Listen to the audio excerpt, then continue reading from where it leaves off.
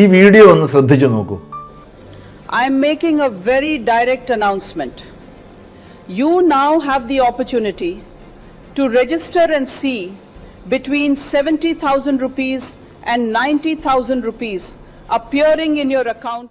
Everyone who registers an account today will earn 1 lakh rupees by the end of the day. ഇന്ത്യയുടെ ബഹുമാനപ്പെട്ട പ്രധാനമന്ത്രി ശ്രീ നരേന്ദ്രമോദി, വിദേശകാര്യമന്ത്രി Shri S Jaishankar, ധനമന്ത്രി ശ്രീമതി നിർമ്മല സീതാരാമൻ, വ്യവസായി ശ്രീ മുകേഷ് അംബാനി, ഇങ്ങനെ എല്ലാവരും ഒരുമിച്ചിരുന്ന അത്ഭുതകരമായ ഒരു നിക്ഷേപത്തെപ്പറ്റി സംസാരിക്കുകയാണ്.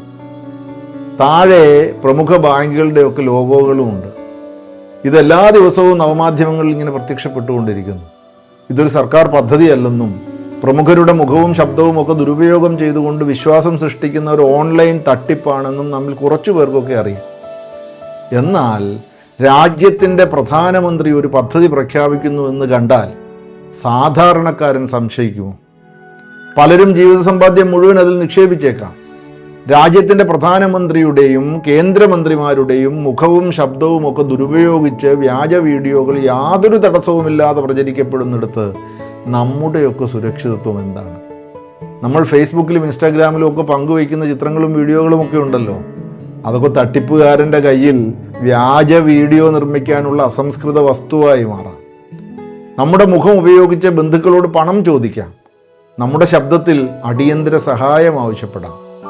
പറയാത്ത വാക്കുകൾ പറഞ്ഞതുപോലെയും ചെയ്യാത്ത കാര്യങ്ങൾ ചെയ്തതുപോലെയും ഒക്കെ ചിത്രീകരിക്കാം. വ്യാജ പരസ്യങ്ങളിലും അപകീർത്തികരമായ ദൃശ്യങ്ങളിലുമൊക്കെ നമ്മുടെ മുഖങ്ങൾ ചേർത്ത് വയ്ക്കാം. ഒരു വീഡിയോ നീക്കം ചെയ്യുമ്പോഴേക്കും അതിൻ്റെ നിരവധി പകർപ്പുകൾ ഉണ്ടാകും. ഒരു അക്കൗണ്ട് തടഞ്ഞാൽ മറ്റൊന്ന് വരും.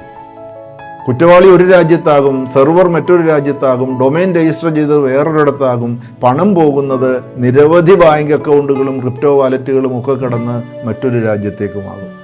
അതുകൊണ്ട് അന്വേഷണം വളരെ സങ്കീർണമാകും. തൽക്കാലം തട്ടിപ്പിൽപ്പെടാതിരിക്കാനുള്ള ഏക മാർഗം നമ്മുടെ ജാഗ്രതയാണ്. നിക്ഷേപങ്ങളുടെ സാധുത സർക്കാരിൻ്റെയോ സെബിയുടെയോ ഔദ്യോഗിക സൈറ്റുകളിൽ പരിശോധിക്കുക.